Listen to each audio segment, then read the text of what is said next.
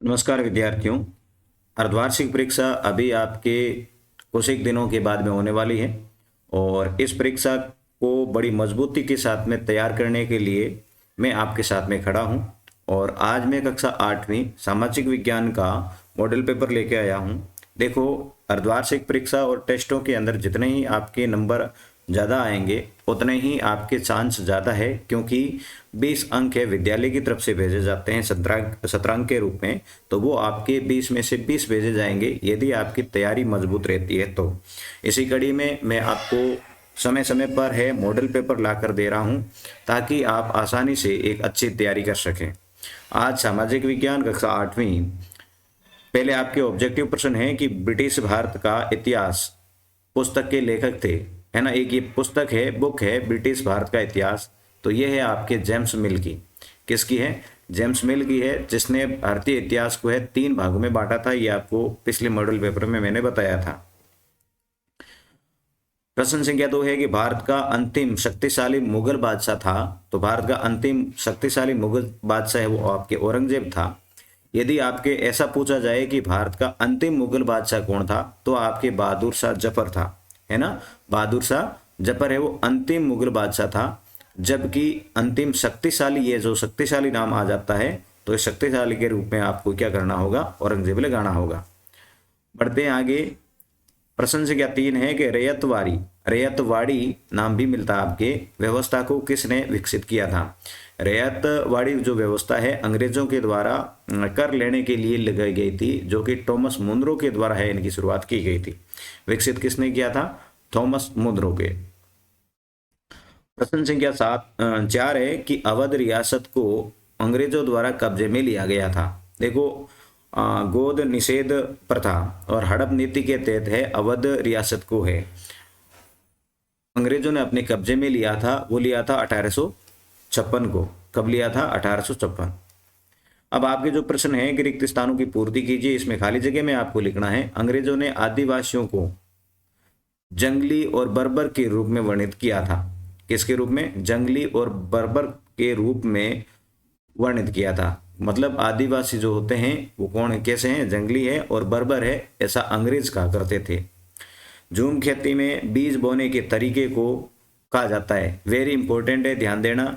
ये झूम खेती है, इसके अंदर बीज बोने के तरीके को चित्राना कहते हैं। क्या कहते हैं? चित्राना। प्रश्न संख्या 7 है कि मध्य भारत में ब्रिटिश भूमि बंदोबस्त के अंतर्गत आदिवासी मुखियाओं को स्वामित्व मिल गया। किसका स्वामित्व में मिला था? भूमि का स्वामित्व में है किसको मिल गया था? आदिवासी मुखियाओं को। कब?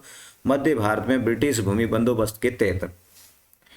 फिर प्रश्न संख्या 8 है कि असम के बागान किन के होते हैं भैया? चाय के होते हैं। और बिहार की खादानों में काम करने के लिए आदिवासी जाने लगे। अब आपके सामने जो प्रश्न है वो मैं कंटिन्यू करते जा रहा हूं। देखो विद्यार्थियों, आपने अभी तक इस चैनल को सब्सक्राइब नहीं किया है तो सब्सक्राइब कर लें। मैं आपके जितने भी सब्जेक्ट बनते हैं उन सभी के मॉडल पेपर लेके आ रहा हूं, जो आपकी एग्जाम के लिए वेरी वेरी इंपॉर्टेंट है। सब्सक्राइब करें और पास में जो आपको यहाँ पर एक घंटी का निशान दिखाई दे रहा है उसको भी आप अंगुली लगाएं और ऊपर फिर ऑल लिखा है उसको प्रेस कर दें, ताकि मैं जो भी डालूंगा वो आपके पास में मैसेज के रूप में आ जाएगा। और अपने सभी दोस्तों के साथ में इस वीडियो को शेयर भी जरूर कर लें। एशियाटिक सोसाइटी ऑफ बंगाल का गठन किसने किया था? तो एशियाटिक सोसाइटी ऑफ बंगाल का गठन है जॉन्स ने हेनरी टॉमस कोलब्रुक व नेथेनियल हॉल्डेड के साथ में मिलकर किया था। किसने किया था? जॉन्स ने किया था। और किन के साथ में? हेनरी टॉमस कोलब्रुक और नेथेनियल हॉल्डेड के साथ में मिलकर किया था। वैश्य व शूद्र किसे कहा जाता था? व्यापार व महाजनी आदि से जुड़ी जातियों को वैश्य, काश्तकार, बुनकर, कुम्हार को शूद्र कहा जाता था। तो ये देखो अपने वैदिक काल की बात है, वैश्य और शूद्र। 1940 में मुस्लिम लीग के प्रस्ताव में क्या मांग की गई थी? 1940 के अंदर मुस्लिम लीग के द्वारा एक प्रस्ताव है वो पेश किया गया, उसमें क्या मांग की गई थी?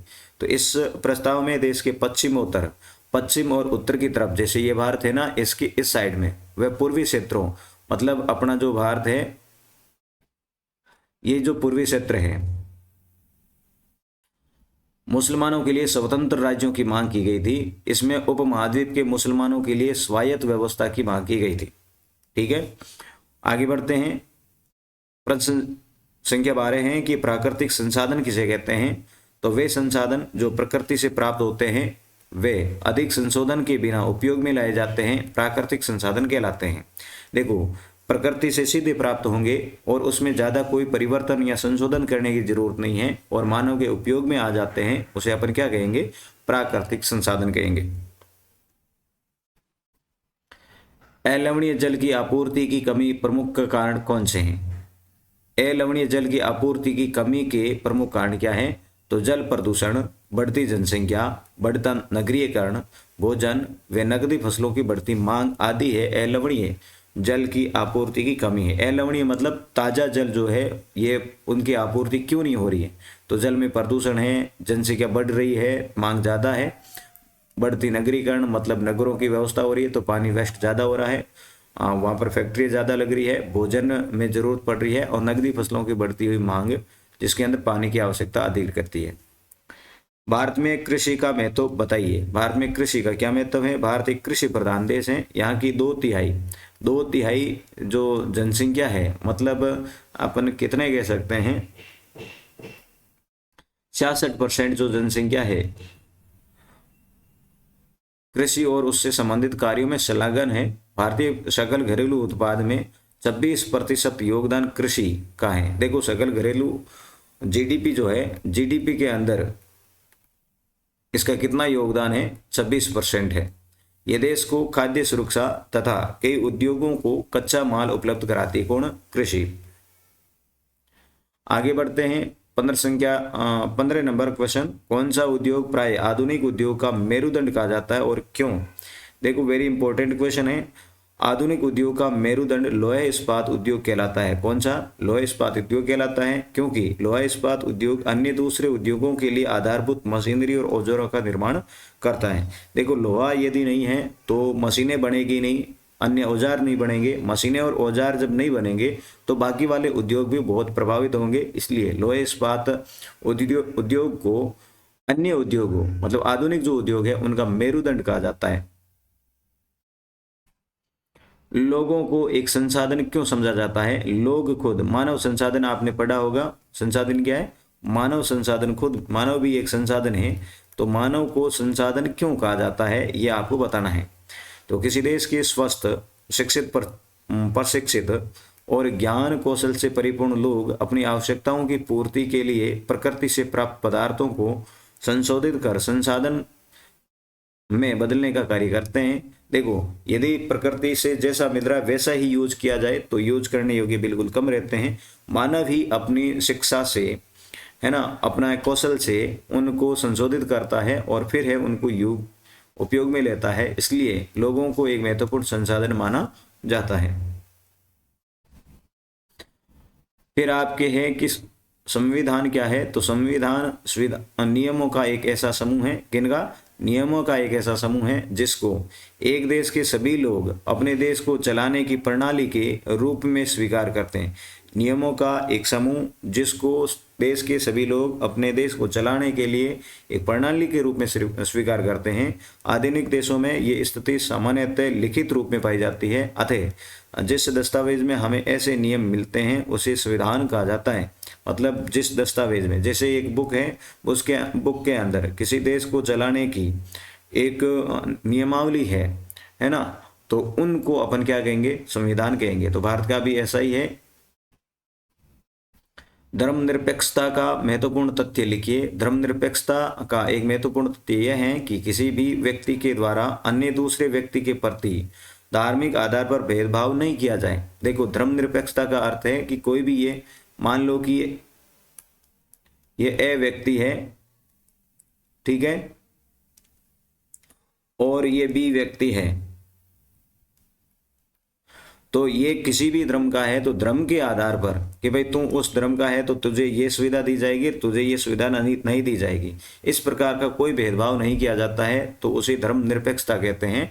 यहाँ पर लिखा भी है कि व्यक्ति के द्वारा अन्य दूसरे व्यक्ति के प्रति धार्मिक आधार पर भेदभाव नहीं किया जाता है। धर्म से संबंधित सभी प्रकार के वर्चस्व को समाप्त किया जाए। अगला प्रश्न है 19 नंबर का कि रोलट एक्ट क्या है। वेरी इंपॉर्टेंट है। रोलट एक्ट एक ऐसा कानून था जिसके तहत ब्रिटिश सरकार बिना मुकदमा चलाए ही लोगों को कारावास में डाल सकती थी, है ना। रोलट एक्ट क्या था? एक काला कानून था, है ना। लोगों ने इन्हें काला कानून कहा था। 1919 के अंदर ये आया था।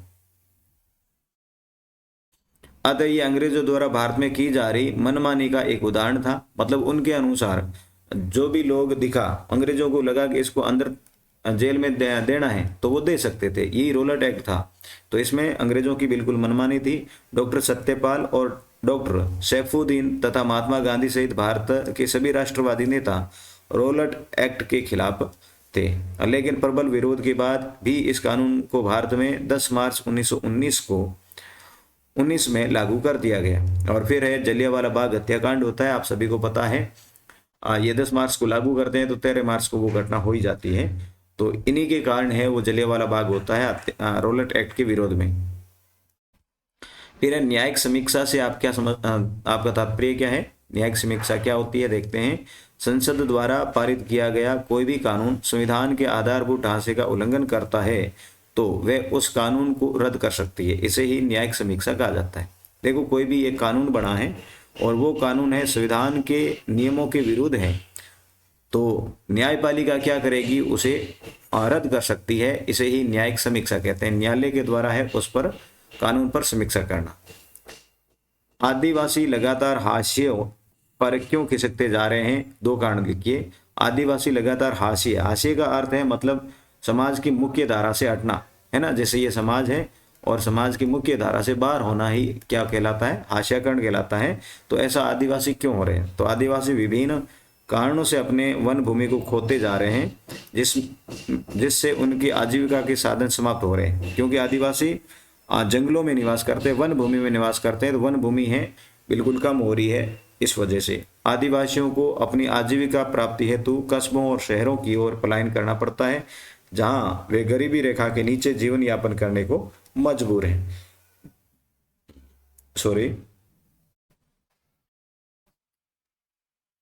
प्रश्न संख्या 22 है कि हुरडा सम्मेलन में क्या अहदनामा तैयार किया गया था? हुरडा सम्मेलन के रूप में जो हुआ था अपने राजस्थान के अंदर, उसमें अहदनामा मतलब क्या एक परफॉर्मा तैयार किया गया था, ये आपको बताना है। तो हुरडा सम्मेलन राजस्थान के राजपूत राजाओं ने मराठों की बढ़ती शक्ति को रोकने के लिए, ये क्यों किया गया? तो ये कारण है, देखो, राजपूत के राजाओं के द्वारा किया गया था। और क्यों कि मराठों की राजस्थान में शक्ति बढ़ती जा रही थी, उनके आक्रमण होते जा रहे थे, इस कारण हुआ था। और ये फिर हुआ कब था? तो ये 17 जुलाई 1734 को है हुरडा सम्मेलन। भीलवाड़ा के अंदर एक हुरडा स्थान है, वहां पर हुआ था, जिसकी अध्यक्षता मेवाड़ के महाराणा जगत सिंह द्वितीय ने की थी।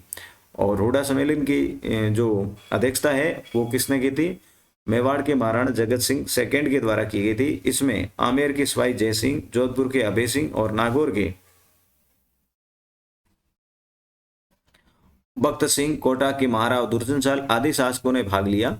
इस सम्मेलन में एक अहदनामा तैयार किया गया, जिसमें एक ये निश्चित हुआ कि अहदनामा, देखो क्या तैयार हुआ कि सभी एक दूसरे के साथ मिलकर रहेंगे। एक का शत्रु व मित्र, दूसरे का शत्रु व मित्र होगा। कोई भी नई योजना सभी मिलकर निश्चित करेंगे। वर्षा ऋतु के पश्चात रामपुरा में सभी एकत्र होंगे, किंतु ये सभी शर्तें कागज तक ही सीमित रही होकर रह गई, इसकी कोई पालना नहीं हुई। मतलब ये सारे कार्य हुए नहीं, केवल लोग हैं मतलब हुरडा में सम्मेलन में जो इकट्ठे हुए उस समय ही बात की, उसके बाद में इस पर कोई काम नहीं किया गया। तो ये था मित्रों आज का आपका पेपर। आपको कैसा लगा मुझे कमेंट करके जरूर बताना, और आपको और किस टाइप के वीडियो चाहिए उसके बारे में भी जरूर बताना। अपने सभी दोस्तों के साथ में इस वीडियो को शेयर जरूर करना, और चैनल को सब्सक्राइब नहीं किया है तो आप सब्सक्राइब भी कर लेना। मिलेंगे नेक्स्ट वीडियो में, तब तक के लिए जय हिंद, वंदे मातरम।